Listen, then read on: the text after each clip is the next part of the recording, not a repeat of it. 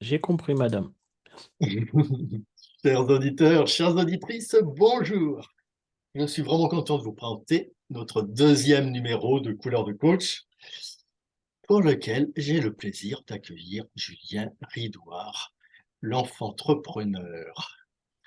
Donc le jeu avec lui, ça va être de comprendre dans son itinéraire qu'est-ce qui l'a conduit à devenir qui il est et à développer ces formes de coaching et de prestations qui sont les siennes aujourd'hui. Et vous allez voir, elles sont très riches. Mon cher Julien, bonjour. Salut Comment, Daniel, salut à tous. comment vas-tu ce matin? Je vais super bien. Très très bien. Un peu froid, mais super bien. Ok, bon, j'espère que ce podcast va te réchauffer. Ah, j'en doute pas. Julien, entrons dans le vif du sujet. Comment te définis-tu en tant que coach? Alors, c'est une très bonne question. Une très très bonne question. Parce que je vais peut-être être contre-intuitif et commencer à mettre le bazar direct. Ok. Mais j'aime pas me définir en tant que coach. Je vais t'expliquer pourquoi. Parce que j'ai du mal à me ranger dans une case et je me suis rangé dans une case une bonne partie de ma vie. Et quand j'ai fait l'école de coaching qu'on a fait ensemble, que je recommande, hein, qui est vraiment une superbe école, en fait, j'ai commencé à me ranger dans la case coach et à me brider et à me dire, je voyais que je me limitais dans ce que je voulais faire aussi, tu vois. Et j'ai cette fâcheuse tendance à me ranger dans des cases, tu vois, alors que c'est pas là où je m'épanouis le plus. Et quand j'ai commencé à me dire, non, mais en fait, attends, Julien, t'es pas que coach, t'es aussi un investisseur, t'es aussi entrepreneur, t'es aussi un gamin, t'es aussi, voilà, t'es plein de choses. Et ça allait beaucoup mieux. Donc c'est difficile pour moi de me définir en tant que coach. Et c'est pour ça que mes clients m'appellent l'enfant entrepreneur, mais j'aime beaucoup cette image parce que moi, c'est une case dans laquelle j'aime bien me ranger, tu vois. Je veux dire, l'enfant, il n'a pas de limite, l'entrepreneur n'en a pas non plus. Il y a le côté sage, il y a le côté gamin. Et Ouais, ouais, voilà. ouais, ouais, ouais, parle-nous un petit peu plus de cette expression. Comment elle est apparue? Comment elle parle de toi? Qu'est-ce que... Alors, je te dirais, qui c'est je te dirais plus qui me l'a sorti en premier, mais ça avait vite pris le feu aux poudres dans les clients. En tout cas, c'est une expression que j'avais beaucoup aimée parce que c'est vrai que je revendique très fortement mon côté gamin, hein. Pour moi, les adultes, c'est juste des enfants qui ont mal vieilli. Et j'espère qu'à 85 ans, on me dira encore que je suis qu'un sale gosse. Euh, et même à 120, hein. Allez, allez, c'est sur l'univers, si tu m'entends, si tu veux envoyer un peu d'années, vas-y. Et, non, plus sérieusement, parce que effectivement, j'ai tendance à pas me limiter et pas laisser le choix à mes clients aussi de se limiter. Pour moi, l'humain a un potentiel et des ressources qui sont incroyables. Moi, je travaille énormément en intelligence collective également. Il y a un adage qui dit que seul on va vite, ensemble on va loin. Je pense que et j'ai largement démontré le contraire sur les dernières années en montrant que non, ensemble on peut aller vite et loin et que voilà, ça donne accès à des ressources et des réseaux qui sont incroyables et que quand on utilise ces outils-là, en fait, on n'a pas de limite, on peut aller s'amuser à faire ce qu'on a envie, quoi. Les seules limites qu'on a, elles sont dans notre tête. Et En fait, ce que tu montres, c'est pas le contraire, mais simplement que dans le collectif, on est gagnant-gagnant, quoi. ah, exactement, exactement. Tout le monde est gagnant, c'est sûr. Top, top, top. Est-ce que tu voudrais nous parler un peu de ton itinéraire? Qu'est-ce qui fait qu'aujourd'hui, tu es ce Julien-là et que tu n'es pas un autre Julien, quoi? Alors, c'est vrai que tu me poses cette question, parce que je parlais cette semaine, on parlait de vieux films, et mon père avait un film qu'il adorait, au feu mon père, qui était l'itinéraire d'un enfant gâté. Ouais. Et ça me correspond pas mal. C'est que quand j'étais petit, en fait, mon père avait sa boîte qui se passait pas très très bien. Ma mère ça avait mis un gros bazar dans le couple et ma mère était tombée en dépression, elle a plongé dans l'alcoolisme. Enfin, une grosse partie de mon enfance, ça a été ça. Donc, moi qui voulais entreprendre plein de choses, autant te dire que l'entrepreneuriat, c'était le diable à la maison, il fallait pas en parler. Et donc, fallait, non, mon fils, tu iras faire des grandes études et tu te rangeras bien et tu iras dans la sécurité et tout ça, tout ça, tout ça. Donc, bah, c'est ce que j'ai fait. J'ai fait excuse-moi, un bac scientifique, école d'ingé. Après, je suis rentré en tant qu'ingénieur, ingénieur en temps réel système embarqué sur Paris. Et j'ai vite basculé en ce qu'on appelle de l'ingénierie de management de projet. Donc, c'est de l'expertise de management de projet pour des grands groupes et des projets assez colossaux. Et j'ai vite pris un poste de manager. J'ai géré voilà, plusieurs ingénieurs projets pendant à peu près 11 ans. Et jusqu'au moment où j'ai perdu mes parents, au moment où ils partaient, ils allaient profiter de la sainte retraite, celle qu'ils avaient tant attendue, et où ça m'a réveillé. Et je me suis dit, non, mais en fait, Julien, tu es en train de faire la même chose là. T'es dans une vie qui te plaît pas, tu sais pas pourquoi tu te lèves le matin, tu sais pas ce que tu as envie de faire, et en fait, tu es en train de gâcher ta vie. Tu veux dire, Et, en fait, tes parents sont décédés très peu de temps après être passés à la retraite, ouais, exactement. Ouais. et donc ils n'en ont pas profité, quoi. Et t'as Ah dû- non, non, bah, pas du tout même. Ouais. Ce qu'ils attendaient depuis 40 ans, là, 50 ans pour certains. Donc, je me suis dit, non, mais voilà, en fait, moi, j'ai pas envie de profiter de la vie dans 40 ans, j'ai envie d'en profiter maintenant. Puis en plus, dans 40 ans, ça se trouve, je serai sénile ou mort et je pourrais rien profiter. Non, j'ai envie de profiter maintenant. Et attends, je reçois un appel en même temps, je coupe. Ça marche. Pourtant, j'avais coupé. Attends, je vérifie juste qu'on soit pas redérangé. Voilà, excuse-moi. Je t'en prie. Je l'avais coupé le téléphone, mais pas l'ordi. Donc la décision de ne pas attendre la retraite pour vivre, exister, avoir sa vie. Exactement. Donc, bah, en fait, ce qui se passe dans ces moments-là, c'est que bah, tu vois très bien ce que tu veux pas ou ce que tu veux plus, mais c'est compliqué de voir ce que tu veux, tu vois. Tu dis, Mm. bah, ouais, c'est très bien, ok, je veux plus être salarié, je veux plus cela, mais comment on fait et vers quoi je veux aller, quoi. Donc, c'est là où je suis rentré dans une grosse phase d'introspection pendant plusieurs années. Où dans cette phase d'introspection, je suis rentré dans l'école où on s'est connus, l'école de David, et de coaching. Et voilà, et où maintenant je m'amuse comme un gamin à faire ce que j'ai envie de faire.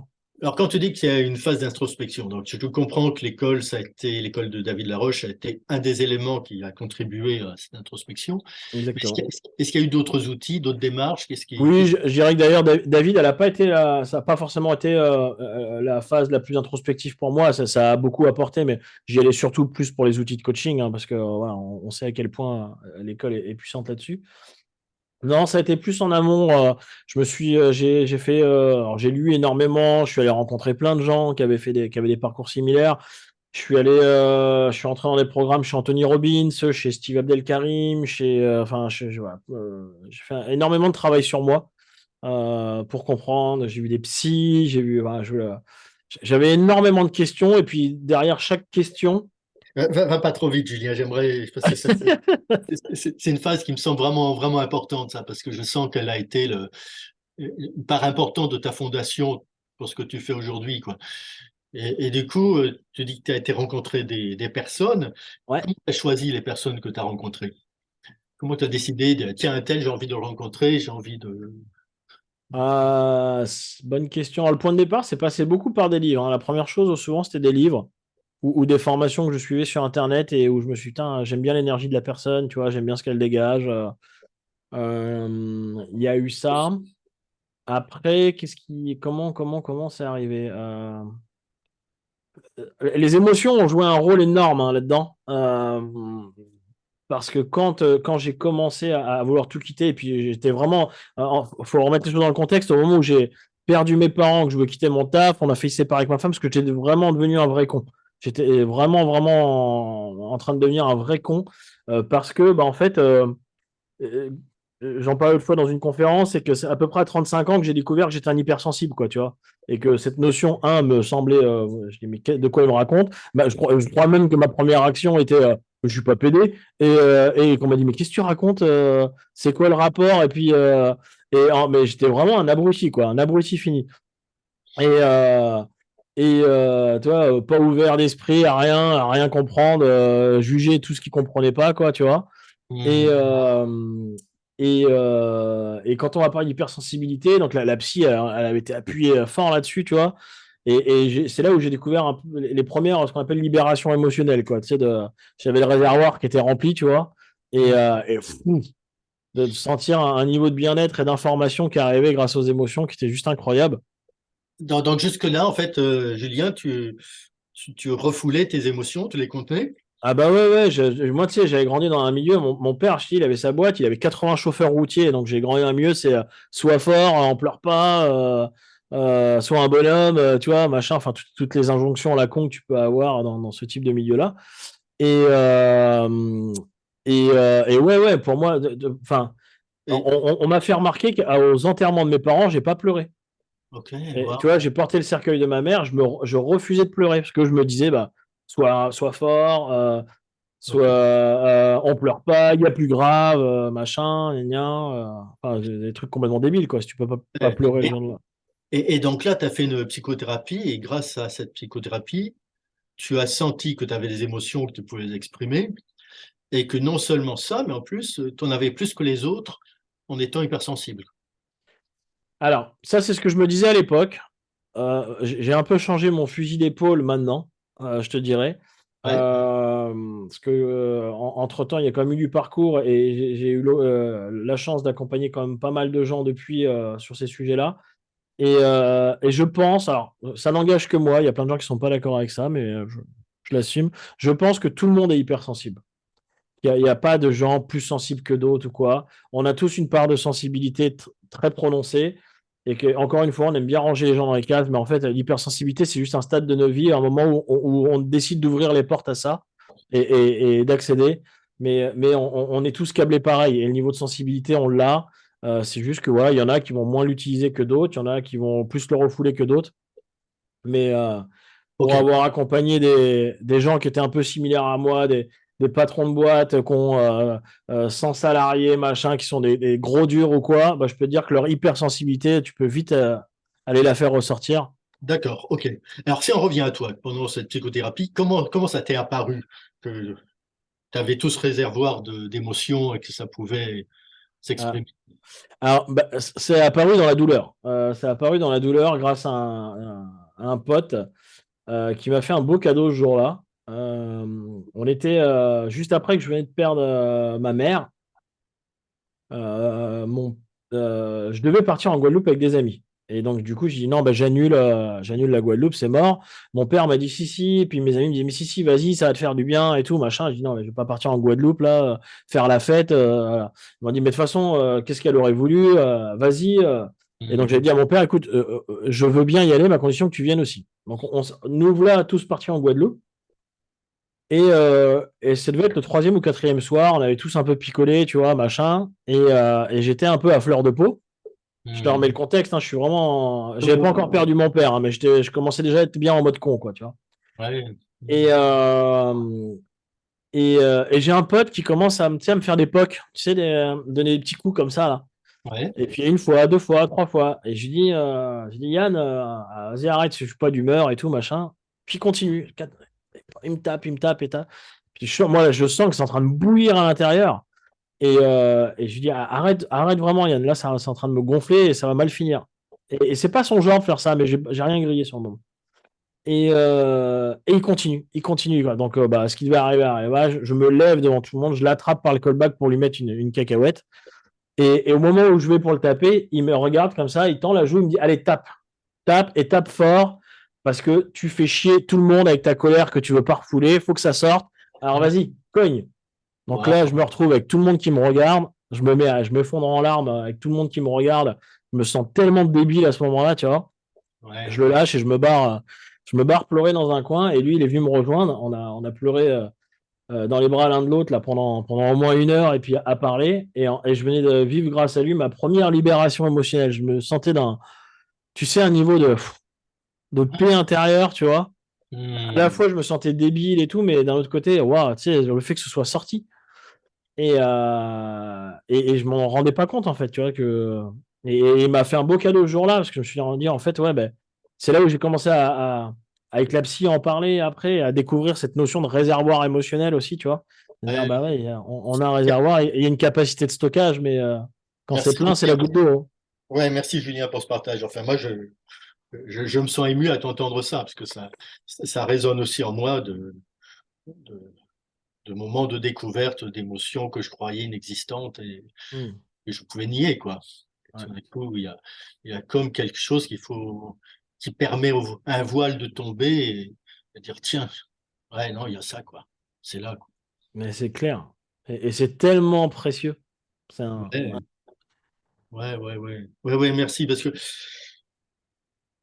je sais que dans nos trajectoires de vie, il y a des choses qui nous marquent à la fois parce que ce sont des éléments forts et qu'on juge positifs, mais aussi qu'il y a des éléments qui sont vraiment fondateurs de ce que l'on devient, qui sont des éléments de souffrance, quoi. Hmm.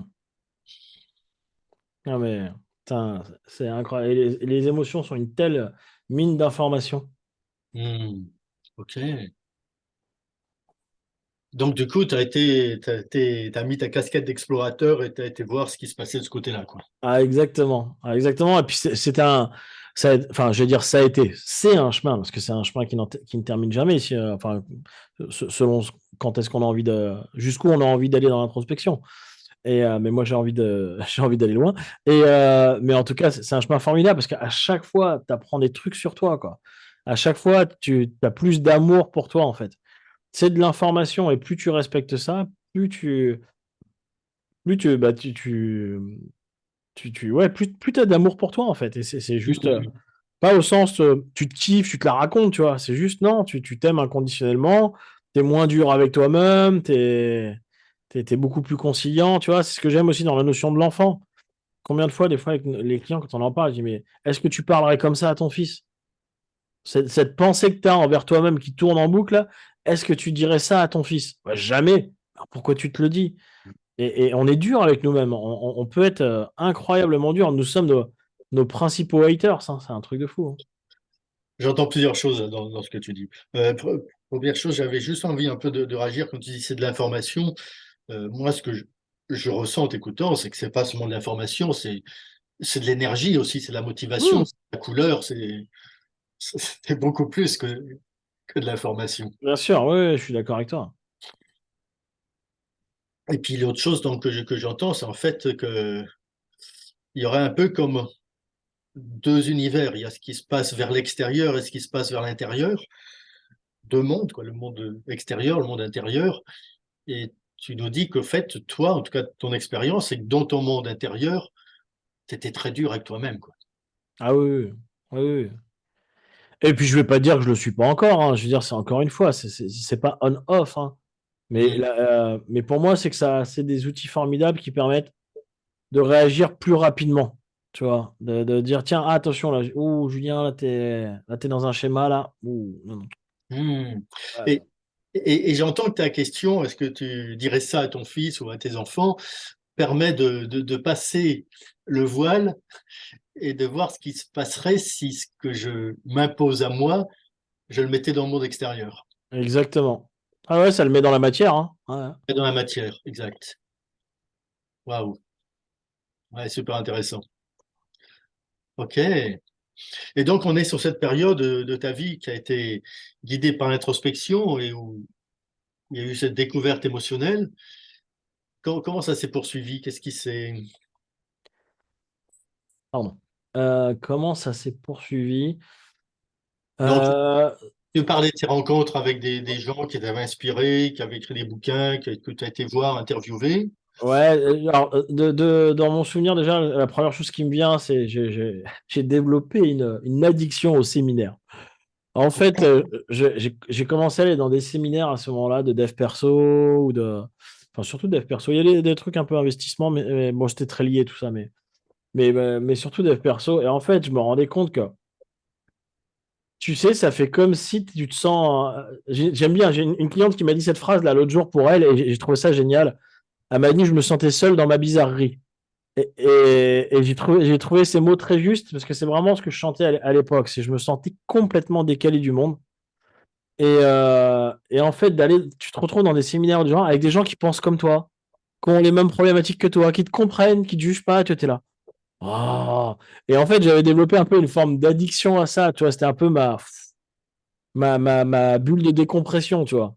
Ouais. Et au fur et à mesure du champ, je me suis dit, attends, il y a un moment, je vais pas pouvoir aller chercher, tu sais, c'est un peu comme un drogué, quoi. Tu peux pas aller chercher ton shoot à chaque fois et que ça retombe dans ton quotidien. Non, c'est qu'il y a un moment, si tu as besoin du monde extérieur pour que tu ailles mieux, c'est que le monde intérieur, il va pas. Tu vois, je dis souvent, à cette époque-là, le monde entier me faisait chier, c'est que je voyais pas que j'étais rempli de merde, quoi. Mais c'est vraiment ça. C'est que je me suis dit, attends, il y a un moment, ce qui me nourrit là-dedans, il faut peut-être que j'aille le mettre, comme tu disais, dans le monde intérieur, quoi. La matière, c'est bien aussi, mais aller remettre ça un peu d'un point de vue énergie, quoi, tu vois. Et du coup, dans cette exploration, est-ce qu'il y a des personnes ou des choses qui t'ont plus marqué que d'autres? Tu as nommé Tony Robbins et d'autres. Quelles ont été les personnes importantes? Alors, sur le chemin, il y en a eu plusieurs, hein. Il y en a eu beaucoup. David, forcément, Laroche a joué à un moment des belles prises de conscience. Je dirais que dans les premières personnes, et bizarrement, c'était. Ah, attends, je réfléchis, hein, parce que ça, il y a quand même eu. Dans les premières personnes, moi, il y a eu Céline Alvarez. Céline Alvarez qui a écrit Les lois naturelles de l'enfant et qui avait fait une expérience à Gennevilliers dans des écoles et tout. Et avec une approche Montessori plus, quoi, tu vois, mais très orientée dev perso, très orientée loi naturelle de l'enfant, quoi, clairement.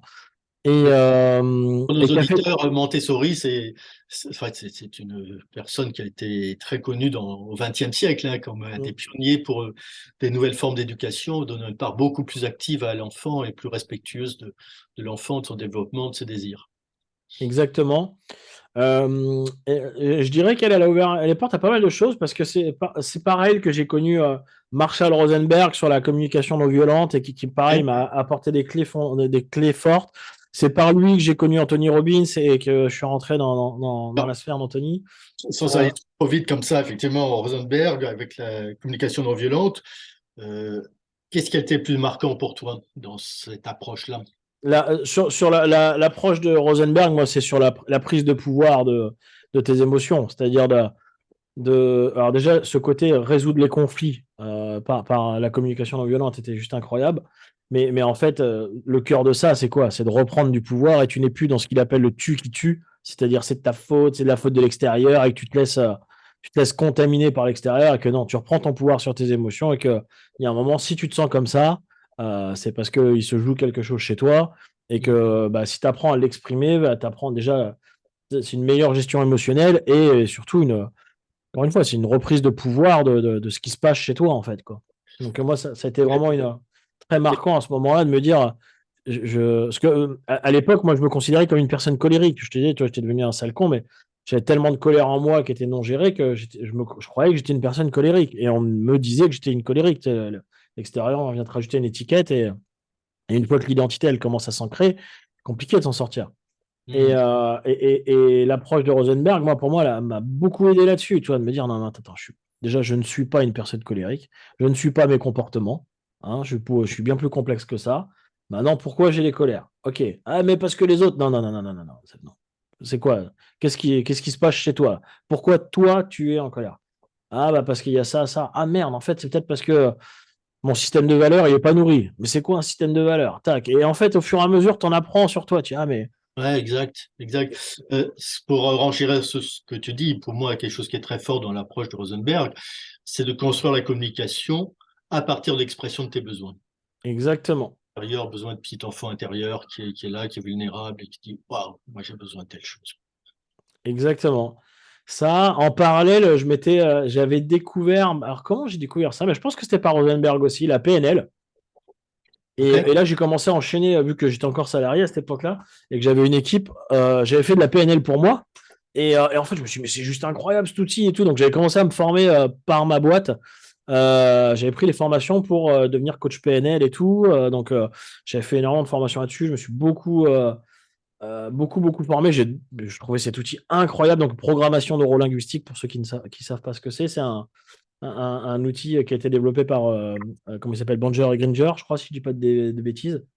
Et qui, en gros, pour dire en quelques lignes, ils ont repris les modèles mentaux de personnes qui réussissaient, qui avaient du succès ou dans le sport, cela, et d'aller voir un peu les schémas, de modéliser ces schémas-là, et se sont rendus compte que voilà, il y avait plein de façons de faire qui pouvaient aider au succès. Et donc, c'est devenu maintenant un outil beaucoup plus puissant, même de connaissance de soi. C'est pour ça qu'on parle de programmation neurolinguistique, parce que ça passe par le langage énormément. Et ça, cet outil-là, ouais, moi, ça a eu un gros impact dans ma vie, dans mon couple, avec mes employés. Enfin, c'était un truc de fou. Quand tu dis que ça a un impact, ça veut dire que ces outils, tu te les es réappropriés et tu t'en es servi, en Ah fait. oui, bah oui, mais tous les jours. Et je continue. Tous les jours, tous les jours. Pour te donner un exemple, un petit exemple rapide, si on a le temps. J'avais à l'époque un client, ça se passait bien avec tous mes clients, mais j'en avais un, c'était très compliqué avec lui. Très, très compliqué. Il ne m'aimait pas et j'en avais autant à son service, je ne pouvais pas le saquer. Il n'empêche que c'était mon client. Donc, même s'il ne m'aime pas, bah, il fallait que je fasse avec. Parce qu'en plus, c'était un gros contrat. Et puis, c'est quand même plus sympa quand ça se passe bien avec une personne. Mais lui, il ne pouvait pas me voir en peinture et ça ne passait pas. Par contre, avec mon chef, ça passait super bien. Mon chef, mais vraiment, il avait presque une complicité. Et du coup, en PNL, on t'apprend le modeling, par exemple, de dire, bah, reprends quelque chose qui marche et analyse-le. Tu sais ce que David va utiliser comme j'ai perdu le nom, la truc libéré, euh, j'ai perdu le nom, aide-moi, Daniel. La- En tout cas, je voulais reprendre le mot que tu as utilisé, parce que tu l'as dit très vite, le modeling, c'est-à-dire reconnaître que quelqu'un peut être un modèle pour toi c'est ça. dans son comportement parce que ce qu'il fait marche. Exactement. La pratique délibérée, voilà. La pratique délibérée de David. Enfin, on dit David, c'est pas David, mais il l'utilise beaucoup.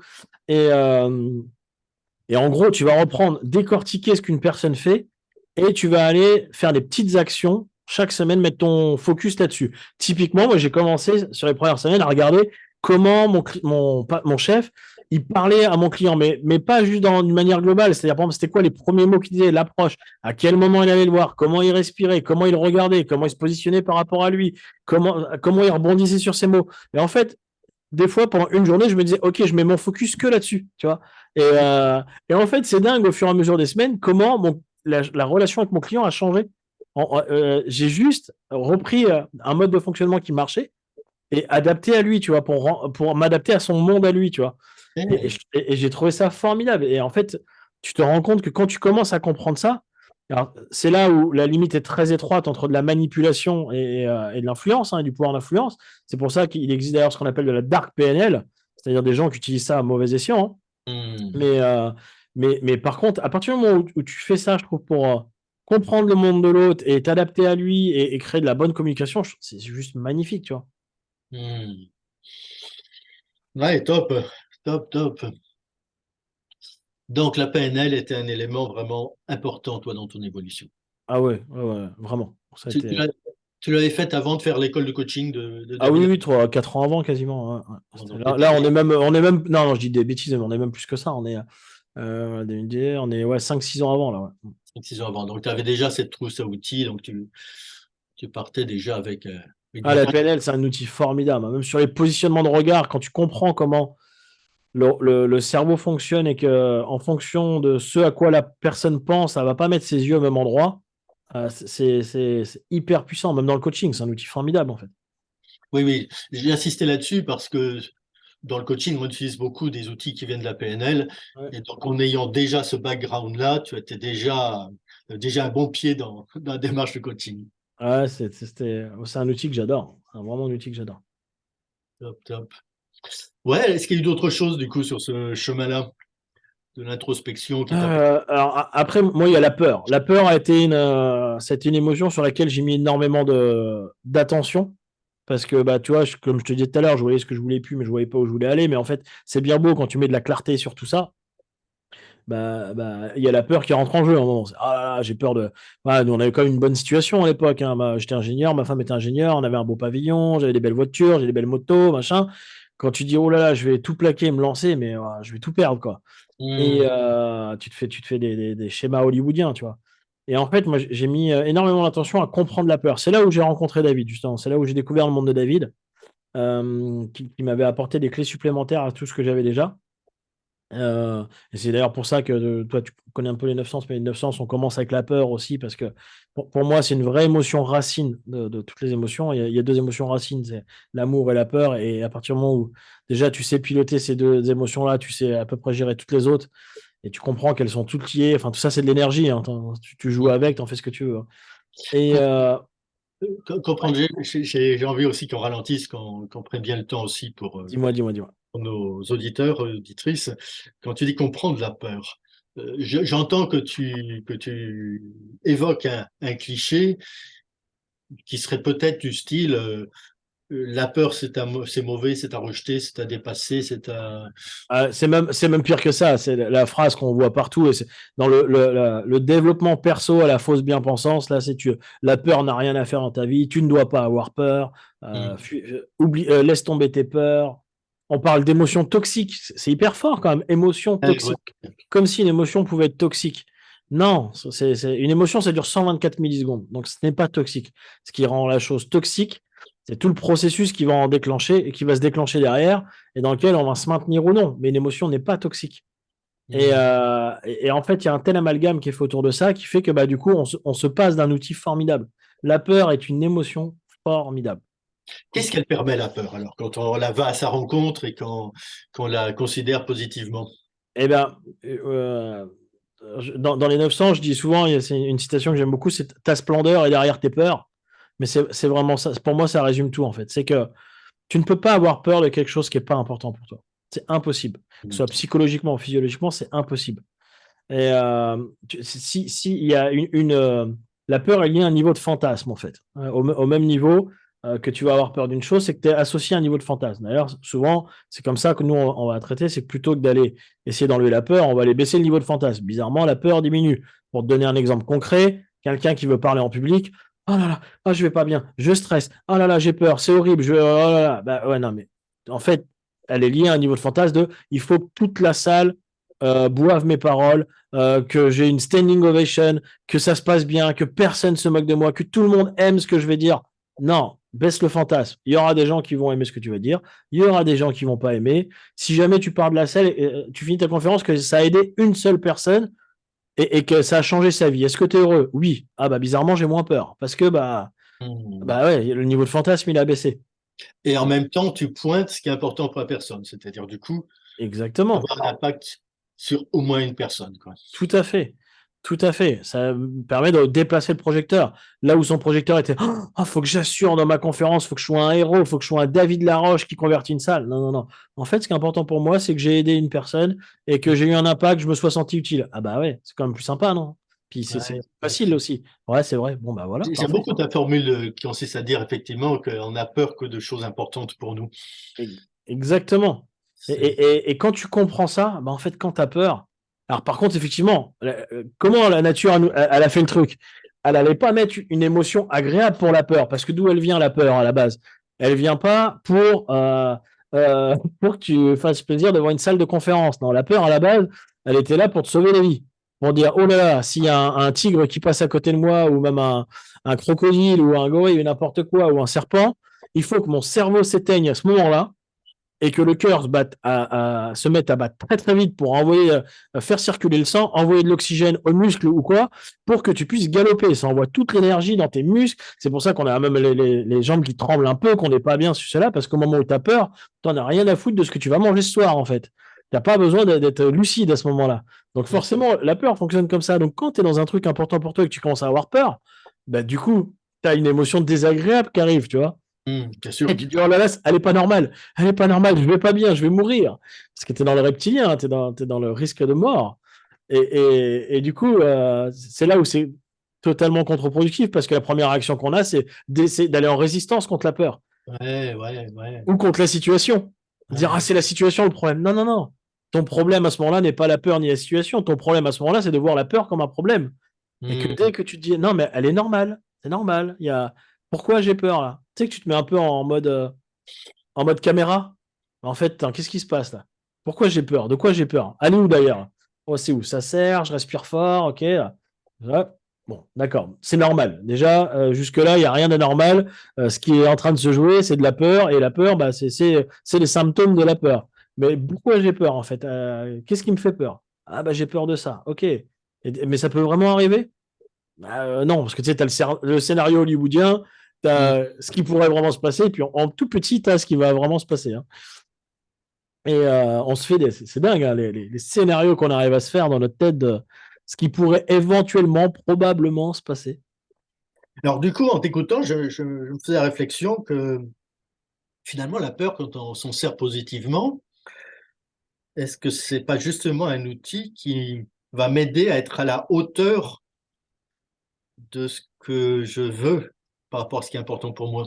Je dirais même pas que c'est un outil, je dirais que c'est l'arme fatale, quoi. C'est, L'arme c'est une fatale. arme de construction massive. La peur, c'est un outil vraiment. Moi, je l'utilise tout le temps, tout le temps, tout le temps, tout le temps. Parce que déjà, comme je te disais tout à l'heure, pour moi, toutes les émotions sont rattachées à la peur, hein, et à l'amour également. D'ailleurs, la peur et l'amour, c'est une frontière très étroite, hein. Notre rôle en tant que coach, c'est souvent ça, hein, c'est d'aller faire basculer la personne sur une émotion d'amour, de gratitude, parce que c'est là où la magie opère, hein. Mais la frontière, c'est du papier à cigarette entre la peur et ça. Et c'est juste un changement de projecteur. Mais du coup, euh, la peur, pour moi, il y a qu'à voir. Oh, tu parlais d'énergie tout à l'heure.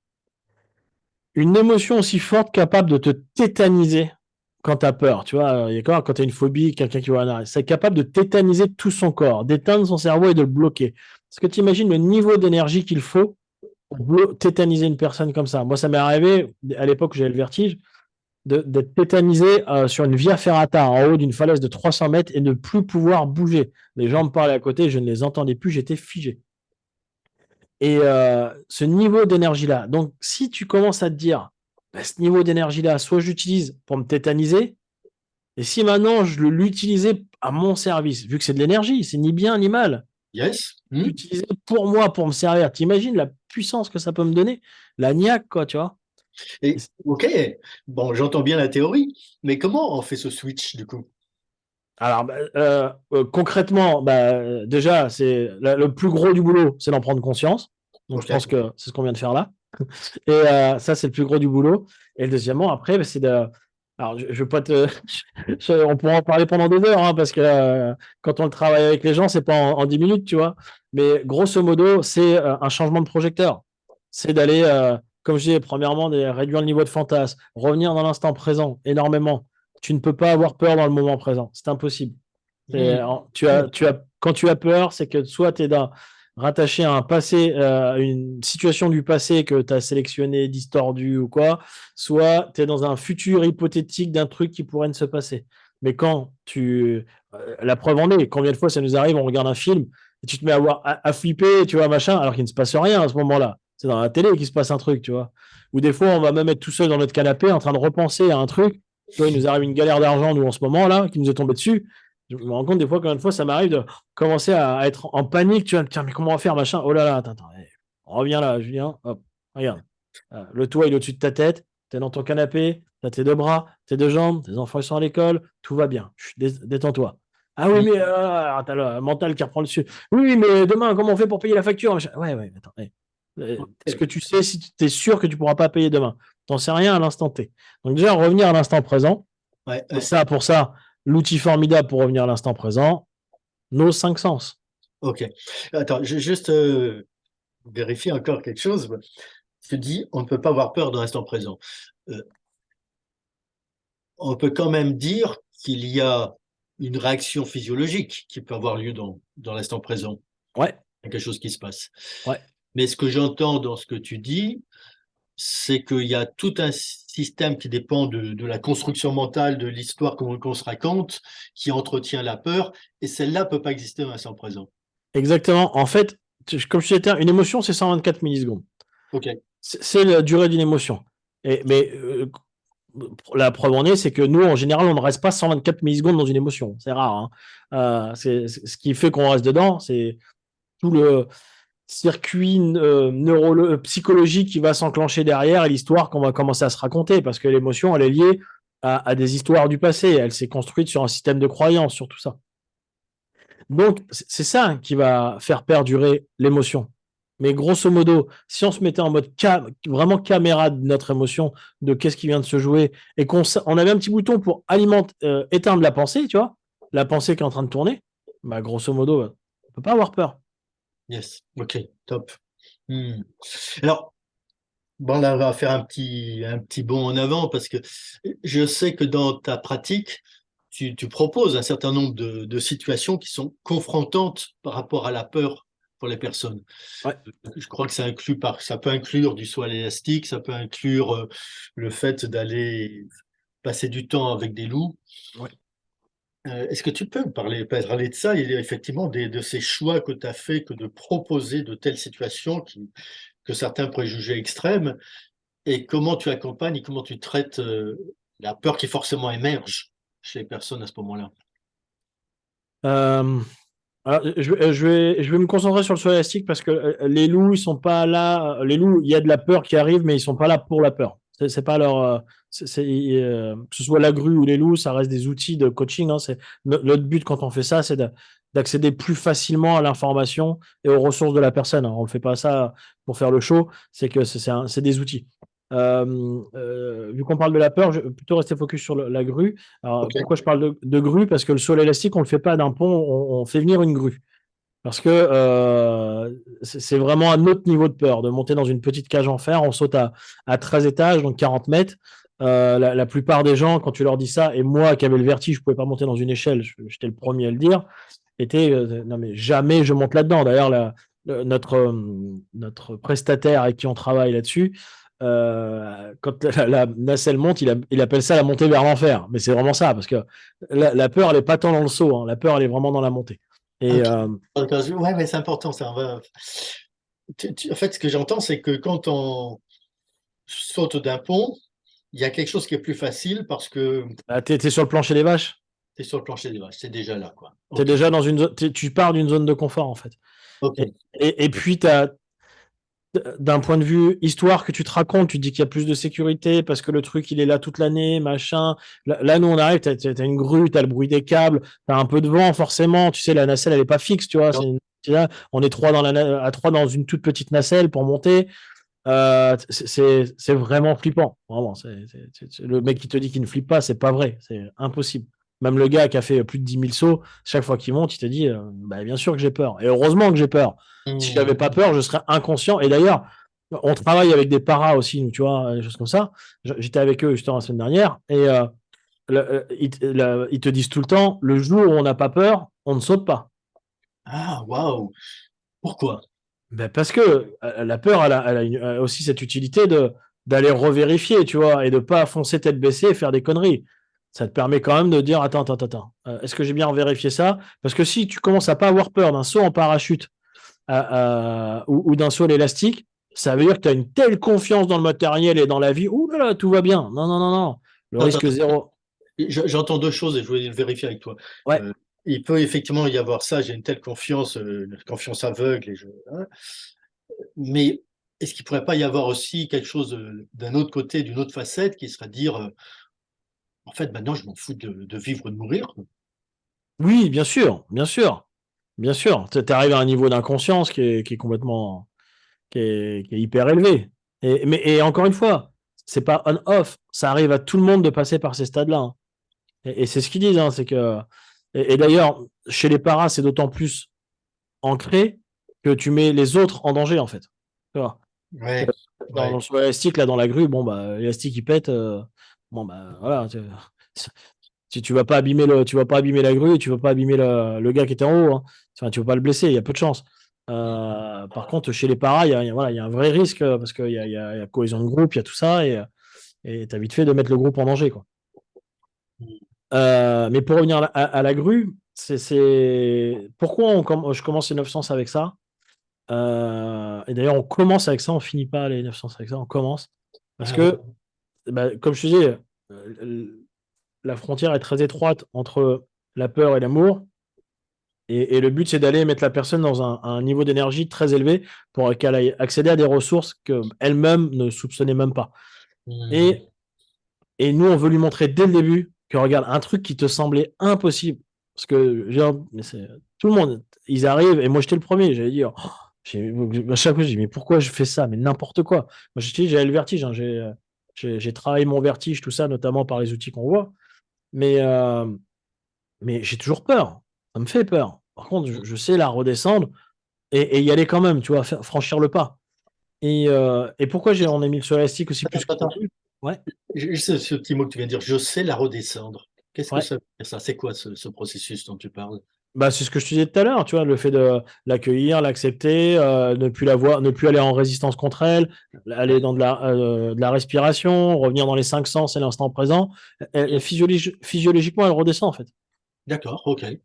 Donc ça, tu le fais quand ta nacelle elle est en train de monter, que tu sens la peur qui monte, tu Alors, vas... on leur apprend à le faire avant déjà, Ouais. aussi, tu vois, et après, ouais, pendant un nacelle, en fait. En fait, la peur, je dirais, j'aime bien la décomposer en trois zones. Tu as ce qu'on appelle la zone de confort. Ok, bah là, il n'y a pas de peur. Tu as la zone d'inconfort, ce qui est beaucoup utilisé dans le dev perso, là, maintenant, dans tout, à tort et à travers. Et tu as la zone de panique. Tu vois. Mhm. L'objectif, c'est que la personne elle aille dans la zone d'inconfort. Parce que heureusement, tu es à 40 mètres du sol, à attacher un élastique d'une grue, dans une petite nacelle. Si tu n'es pas inconfortable à ce moment-là, c'est qu'il y a un problème, hein. Par contre, le but, Mhm. c'est qu'elle sorte de la zone de panique si elle y va. C'est ça l'objectif. Ok. Parce que dans la zone de panique, c'est pareil, c'est comme la zone de confort, attention, c'est dangereux. Là, on peut faire des conneries. Le- Tu on- as des personnes qui refusent le saut et qui sont vraiment en panique et qui veulent Alors, pas. sur toutes celles qu'on a fait, on n'en a que deux qui ont refusé. Mais c'était un tel niveau de. Elles sont montées deux fois quand même en haut. Et c'est Ouais. déjà un truc qui leur semblait tellement impossible parce que, tu vois, monter sur une chaise, c'était compliqué. C'était et je pense que c'est le timing qui a joué contre nous ce jour-là. On était beaucoup à passer. Et, on aurait eu, je pense, une demi-heure de plus. Elles auraient sauté. Tu vois, on aurait eu le temps de les recoacher en bas. Voilà, c'était un peu compliqué. Mais c'est pas grave. Elles étaient tellement fières d'elles-mêmes, tu vois, d'avoir fait ça que c'était déjà le. Nous, c'est ce qu'on veut. Le but, c'est pas sauter pour sauter. Le but, c'est qu'on veut que la personne, elle se dépasse et qu'elle soit fière d'elle-même. C'est tout ce qu'on veut. Ok. Oui, j'entends quelque chose d'important là. Tu dis effectivement que ça se passe en début de processus, c'est Ouais. pas en fin, c'est pas un but. Et on retrouve ça chez d'autres coachs, notamment chez Tony Robbins, qui peut commencer des week-ends par marcher sur le feu ou bien casser une planche, etc. Comme s'il y avait, peut-être l'être humain en général, a besoin, il est pris dans un système de croyance auto-limitante où il se dit, là j'ai mon plancher de verre, là je peux pas aller plus Ouais. loin, là c'est ma limite. Et que si on veut travailler avec cette personne sur le fait d'aller vers quelque chose d'important pour elle, ou vers un rêve, ou vers quelque chose, eh ben, il faut casser l'auto-limitation, quoi. Mais et c'est pour tu parles la marche sur le feu chez Anthony Robbins. C'est né de là, en fait, hein, l'idée de la grue. C'est parce que moi, j'avais fait énormément de séminaires, notamment aussi sur la peur à côté, toi, des bains glacés à 0 degré, marcher sur le feu, des trucs comme ça. Et dans tous ces séminaires-là, comme chez Anthony Robbins, j'avais pas trouvé. euh, En fait, tu as une telle énergie du groupe sur le moment que donc ça te donne des ressources. Mais quand tu te retrouves vraiment tout seul après, bah, tu n'as pas forcément le mécanisme pour y aller. Et c'est pour ça que j'ai mis la grue et pas d'un pont et pas le parachute. Parce que là, la personne, elle avec elle-même. Tu vois, Mmh. le gars, il lui parle, hein, ce là en haut et tout, on lui parle. Mais on ne force personne à sauter. C'est toi qui prends la décision. Et la peur, elle se définit comme ça. C'est là où tu vois vraiment les 124 millisecondes d'ailleurs, hein. C'est à la seconde où tu as pris la décision de sauter, la peur s'arrête instantanément. Tu arrives dans un niveau de délire et de kiff qui est de fierté, mais qui est instantané. Et, mais nous, ce qu'on veut, c'est que les gens ils prennent cette décision, tu vois, cette petite seconde qui est très dure à prendre, mais de dire j'y vais. Alors, tu me dis qu'en fait, la personne est accompagnée par deux autres personnes. Ouais. Ce sont des personnes qui vont sauter ou c'est l'encadrement Non, non, qui... c'est l'encadrement là. Il n'y a l'encadrement. qu'une seule personne qui saute par nacelle. Ok. Et donc, cet encadrement, c'est pas des gens qui vont pousser la personne Ah à non, sauter. non, surtout pas. Non, non, bah non, le but, c'est pas de la traumatiser et qu'on lui fasse un trauma. Ah non, non, non, nous, en fait, il y a deux personnes. Tu as une personne qui est là pour filmer et tu as une autre personne qui est là pour guider la nacelle. Parce que la nacelle, bah, tu t'en doutes, elle est attachée à un câble. Donc, elle peut tourner elle-même sur 360. Sauf Ouais. que tu sautes pas n'importe où. Donc, la Mmh. deuxième personne, elle est là pour bah, déjà assurer la sécurité de celle qui va sauter, qu'elle saute pas quand on est à 10 mètres, parce que sinon ça ferait toc, hein. Ouais. Et, euh, et pour assurer que quand on est en haut, la nacelle, elle est bien positionnée. Elle a une espèce de perche, tu vois, qui vient guider la nacelle. Et elle vient dire, écoute, voilà, quand je te dirai, tu pourras y aller, tu attends juste que j'ai positionné, c'est toi qui. Mmh. Après, quand on a une personne qui va vite rentrer en panique, elle va la rassurer quand même, tu vois, parce qu'ils sont formés, ils savent faire ça. Mais on a nous, on est en bas. Nous, volontairement, on reste en bas. Moi, je veux pas être avec eux à ce moment-là. Je veux qu'ils soient autonomes Ok. et qu'ils sachent faire eux-mêmes. S'il y a besoin qu'elle redescende et qu'on reparle, elle redescend et on reparle. C'est arrivé, hein. Il y en a qui sautent au bout de la deuxième ou troisième montée, c'est pas grave. Euh, mais dans la nacelle, moi, c'est important pour moi qu'ils prennent la décision seuls, tu vois, qu'ils sachent faire. Waouh, merci beaucoup parce que là, je trouve qu'on touche des choses vraiment essentielles à notre, notre identité d'être humain, quoi. Mm. Avec, avec la peur et le fait de dépasser ça. Ah, mais moi, je te jure, c'est tellement beau avoir une personne qui est. Parce que tu sais, t'as le mental qui reprend le dessus juste avant, hein. Ah, mais moi, je peux pas, j'ai mal au dos. Ah, mais moi, je suis cardiaque. Ah, mais moi, je vais m'évanouir. Ah, mais moi, je. Gna, gna. Enfin, t'as le mental qui reprend le dessus. Donc, toutes les excuses, c'est trop mignon parce que moi, je les ai sorties avant et on a eu plein de gens qui les ont sortis avant. Donc, à chaque fois qu'ils nous les sortent, on dit oui, oui, oui, oui. Oui, oui. Ok. Mais encore une fois, tu feras ce que tu veux. Si tu as envie de sauter, tu sautes. Tu n'as pas envie de sauter, tu sautes pas. Et au final, quand on a fait l'atelier le matin, quand on a montré comment ça marchait, la peur, comment la transformer, bah, forcément, ça saute plus facilement derrière. Julien, je sens qu'on pourrait échanger pendant des heures parce qu'il y a plein de choses sur lesquelles tu es passionnant et que j'aurais envie de creuser avec toi. Passionné, passionné surtout. Et passionné, ouais, ouais, ouais. Et il y a quand même un autre axe que je voudrais qu'on évoque ensemble, qu'on aborde Ouais. ensemble, parce je sens qu'il est aussi important pour toi dans ta vie, c'est la question du kiff. Est-ce que Ah, tu peux en parler un peu du kiff? ouais, alors j'aime bien utiliser cette expression-là parce que pour moi, là, on a. Je suis allé regarder une étude l'autre jour que je trouvais très intéressante. On avait une chance sur 400 billions de naître. Alors ça fait, je crois que ça doit être des milliards de milliards, hein. Enfin, c'est monstrueux, hein. Hmm. C'est 1 sur 10 puissance 24, individuellement, chacun. Toi, Daniel, tu avais une chance sur 10 puissance 24 de naître. Et les chercheurs qui ont été faire cette étude-là. Pour constituer les statistiques, c'est en force fonction du nombre de spermatozoïdes, du nombre. Spermatozoïdes, rencontre de tes parents, probabilité des machins, que ça va. Enfin, l'étude est monstrueuse, tu pourrais regarder, OK. c'est énorme. Et, et je trouve qu'on oublie la chance qu'on a, tu vois, de se réveiller chaque matin. Nous, on côtoie comme des gens. Tu vois, jeudi soir, je reçois en live Christophe Bichet, là, 7 cancers, une greffe de moelle osseuse, et le mec, il a décidé de gravir des monts. Enfin, il fait de l'escalade et tout, il fait des conférences là-dessus. On a notre ami commun, Baptiste Delallée, tu vois, qui intervient beaucoup dans les 900 aussi. Baptiste, parce que voilà, accident de moto à l'âge de 19 ans, qui décide de faire de son accident la plus. Il est tétraplégique, décide de faire de son accident la plus belle chose qui soit arrivée. Je veux dire, moi, j'aime les gens comme ça. Hmm. Moi, ça me nourrit d'être avec des gens comme ça. Et parce qu'ils voient la vie comme un jeu, et j'aime voir la vie comme un jeu, hein, c'est le côté enfant. Hmm.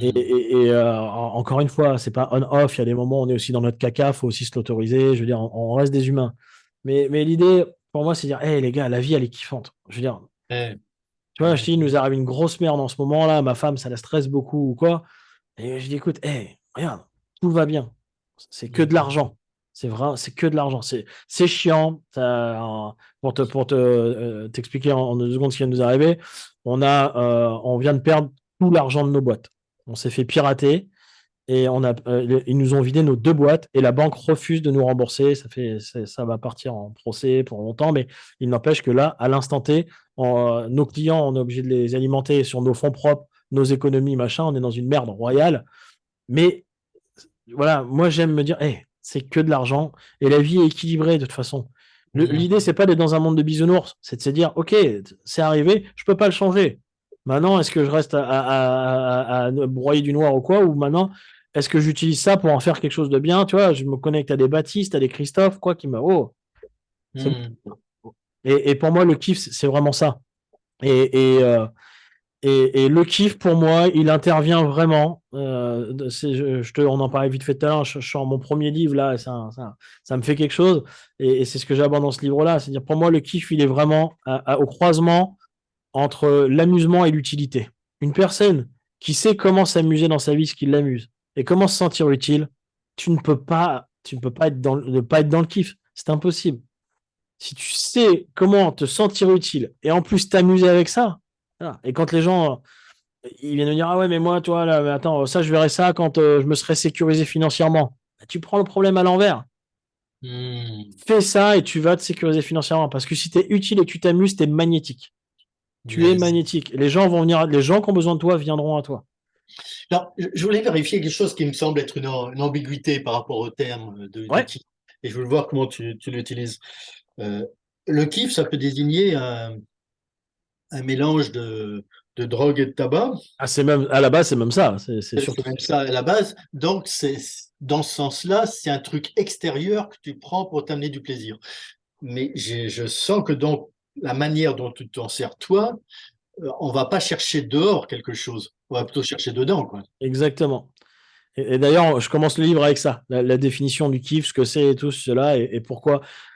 Euh, J'aime cette expression du kiff, mais je l'utilise pas au sens, effectivement, au sens originel du terme.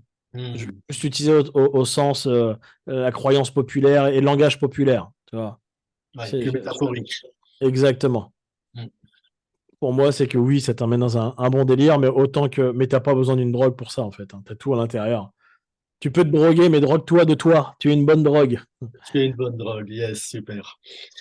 Et donc, en fait, j'entends aussi que dans un certain nombre d'accompagnements, tu accompagnes aussi des personnes à trouver plus leur couleur et ce qu'elles veulent faire de leur vie, Mhm. et que le fait de toucher ces endroits d'amusement est une des clés de l'approche. Bien sûr. C'est essentiel. Essentiel. Je l'ai encore vu ce week-end, j'étais à Bordeaux avec des clients. On a un client 50-50. Il a 4 boîtes. Il fait, je crois qu'il doit faire pas loin de 4 millions de chiffre d'affaires et tout, tu vois. Et en fait, c'était trop beau de le voir se reconnecter à la partie de lui qui s'amuse plus, tu vois. Hmm. Et à dire, ah, mais en fait, ouais, le mec, il a construit un empire et il se fait chier dans ses boîtes, il en a marre. C'est pas normal. C'est pas Hmm. normal si tu as construit ça, tu vois. Donc, non, plutôt que de tout envoyer chier et tout balader comme moi je l'ai fait à une époque, hein, bah, et si on allait voir comment on peut mettre du fun là-dedans, tu vois, sans dégrader ce que tu as fait, comment tu peux t'amuser. Parce qu'il se sent utile, ça, il n'y a aucun problème, il se sent hyper utile, lui. Mais il se fait chier. Ok, ouais, c'est dommage. Ah ouais, et de reconnecter, tu vois, la personne à ça, c'est trop beau, tu as les yeux qui pétillent, tu sais, Ouais, et ouais. tu sens qu'il a envie, il sait, lundi matin, j'avais pas de doute qu'il allait se réveiller avant le réveil, tu vois. Ça, c'est Hmm. un bon indicateur. Hein. Pour moi, avant, j'avais, tu sais, la fonction snooze sur le téléphone, j'avais Ouais, 10, ouais. 10 réveils, tu sais, 7h, 7h1, 7h3, 7h5, tu vois. Et, Hmm. Ouais, non. top, top, top. Julien, on va arriver bientôt à la fin de ce podcast. Est-ce qu'il y a des choses encore qui te tiennent à cœur et que tu n'as pas pu dire? Waouh, t'es dur, là. T'es dur. Il y en aurait tellement. Non, mais grosso modo, je reviendrai sur ce qu'on a dit au tout début. Faites gaffe, quand vous arrivez dans une impasse, vous avez l'impression d'arriver dans une impasse, c'est qu'il y a peut-être, vous êtes peut-être en train de vous ranger dans une case, quoi. Et Hmm. prenez de la hauteur là-dessus. Je veux dire, je l'ai encore eu moi ce matin, pour mon cas personnellement, tu vois, on est en train de lancer une première levée de fonds là, et tout, et je me suis fait déglinguer parce que mon niveau de certitude, il n'était pas hyper élevé, tu vois, pour une levée de fonds, tu dois pitcher, quoi, tu vois. Et je me suis Ouais. fait déglinguer. Bah ouais, parce que je me suis limité et ils m'ont dit non, attends, sinon on va investir sur toi et qu'on veut venir sur toi, c'est parce qu'on sait que tu n'as pas de limite. Et là, c'est pourri ce que tu nous présentes. On sait que ça va, on sait direct que ça va pas t'animer et que ça va donner de la merde. Donc Ok. non, là tu reviens vers nous quand tu as un truc à la Julien. Grosse claque Yes. d'oreille. Ah, quel beau retour, beau cadeau, hein. Donc vraiment de prendre conscience qu'à un moment quand on s'ennuie, oh là là, ouais, on se met un peu en métal, là, on prend de la hauteur. Voilà, attends, où est-ce que je suis en train de me limiter là? J'ai Hmm. à l'intérieur, j'ai un potentiel énorme. Voilà, où est-ce que je suis en train de me limiter? Et même si je vois pas de solution, je vois pas de comment, ben, on s'en fout du comment. Cherche pourquoi, c'est important et après ça va dérouler. Cherche pourquoi c'est important d'abord. Ouais. Et si on pense qu'il y a une partie de nos éditeurs et auditrices qui sont soit déjà coach, soit qui sont en train d'apprendre à devenir coach, Ouais. soit qui pourraient le devenir, est-ce qu'en particulier par rapport à eux et par rapport aux coachs qui pourraient devenir, tu aurais des choses à leur dire? Oui, vous n'êtes pas coach. Vous n'êtes pas que coach. Mais Hmm. là, mais vraiment, mettez de la couleur justement là-dedans, quoi. Mettez de la couleur. Regardez bien à quel moment vous utilisez le coaching, à quel moment vous l'utilisez pas. Ne vous rangez pas, vous n'êtes pas un outil. Ne vous rangez pas là-dedans. Oui, il y a des moments où vous allez utiliser le coaching, comme moi. Très de nombreuses fois, je vais utiliser l'outil coaching. Mais à des moments, je sors du mode coaching je passe à autre chose. On est tous, on peut être, on est tous mentors de quelqu'un. Il y en a qui vont utiliser de l'hypnose, il y en a qui vont utiliser de la PNL, il y en a qui vont, voilà, peu importe, mais regardez ce que vous avez en plus que du coaching. Vous arrêtez pas à ça, quoi. Ce n'est qu'un outil. Ok, super. Bon, ben Julien, merci, à moins que tu aies toute dernière chose que tu voudrais. Bah non, kiffez la vie, hein. La vie est magnifique, profitez-en. Ça. Et le bonheur est dans les petites choses. Cherchez pas des choses énormes, énormes. Le bonheur, il est partout. C'est comme l'argent, il y a juste à se baisser pour en ramasser. J'avais du mal à le croire, ça, au début. Mais en fait, tu te rends compte que voilà, tout ça, c'est de l'énergie. Il y en a partout, en fait. Hmm, Et il suffit de choisir où est-ce qu'on a envie d'aller cueillir notre bonheur, notre faute de commerce, notre passion. j'adore cette expression. Choisir où on veut les cueillir notre bonheur. Ouais. Ben, Julien, je vais te proposer que nous restions là-dessus. Avec grand plaisir. Merci en tout cas de ton accueil, Daniel. C'était Il y a un un grand grand merci. plaisir. Et pour nos auditeurs et auditrices, ben, à bientôt pour un nouveau Couleur de coach. Prenez soin de vous. Merci.